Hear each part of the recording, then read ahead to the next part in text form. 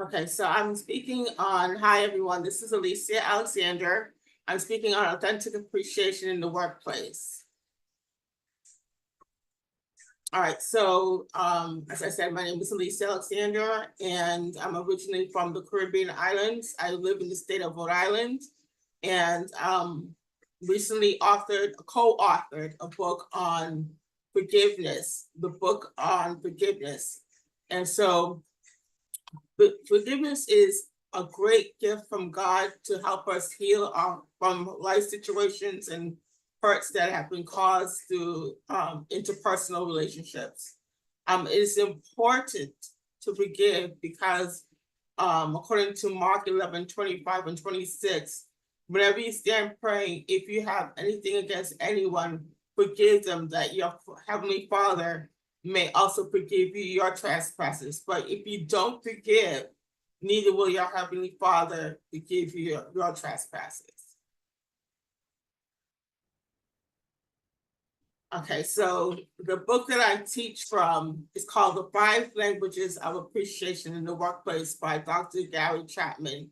He also authored The 5 Love Languages, which is a interpersonal relationship book, which Grace just mentioned.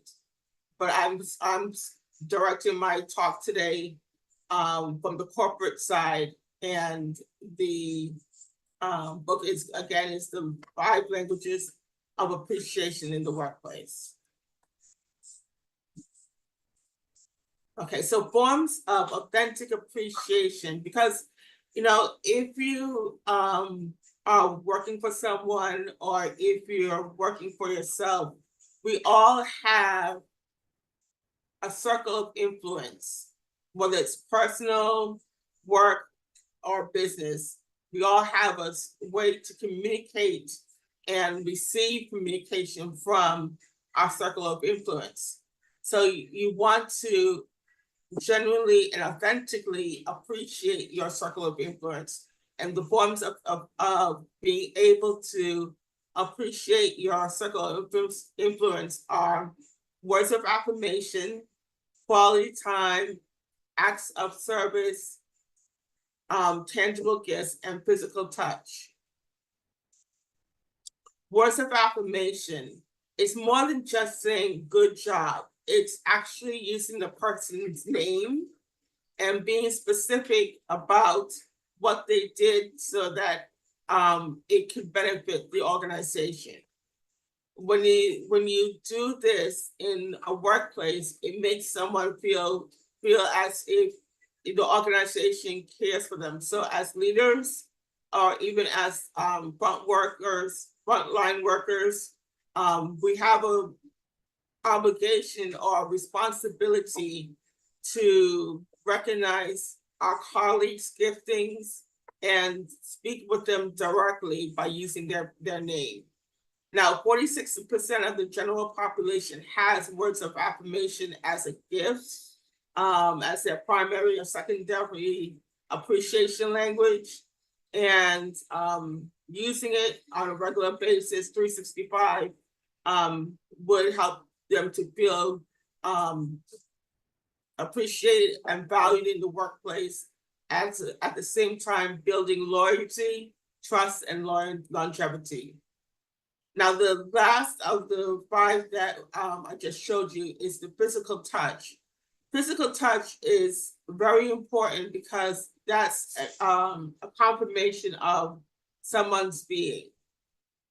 The first of the physical touch is a generous, firm handshake. And physical touch needs to be appropriate. So the handshake is very appropriate. It can be spontaneous. It's cross-cultural, so it means that no matter who you are, wherever you're based from on the globe, you understand physical touch. And we need to actually remember to honor boundaries when it comes to physical touch. The other forms are pat on the back, high fives, and fist bumps. Okay, so I want to thank you for this opportunity to speak before you today. If you have any questions, you can also you can direct them to me. Also, you can schedule a time for us to talk about authentic appreciation in the workplace. Thank you. Thank you. Thank you, Alicia. Yes, we all do need words of appreciation. It makes us feel valued and it makes us feel nice inside. So thank you for sharing. Has anybody got any contributions to add to Alicia's talk? If you haven't, we'll move on to the next speaker. All right. I just want to say thank you, Alicia. That was an excellent talk. And yes, we all need to learn those 5 love languages, whether we are, talking about in marriage or someone you're considering marrying or in the workplace as well, because we all want to be recognized and appreciated for who we are and what we do. Thank you so much. Yeah. Jasmine, thank you, Grace.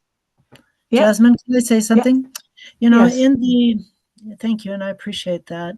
In the workplace, especially, I've worked in construction, especially with a lot of men, and I am a touchy person. And I have learned one of the important things when it was just statement, you have to be careful. But I think as long as you have talked to them and, ask them how they feel like it, if they feel like you're getting into their space, then I think that's an important piece to learn how to navigate that relationship so that they know that you're not condemning them or that you're not, depending on how your hand is put, if it's demeaning or this kind of thing. And I think that's one of the things that's an important step as we, as women, are working with men in situations, especially in the business place. I worked with the Haitian. I met with the Haitian government when I was in Florida, and these gentlemen stayed away from me all day long because they were nervous about me as a woman. But once we talked, and then sorry, Hashi.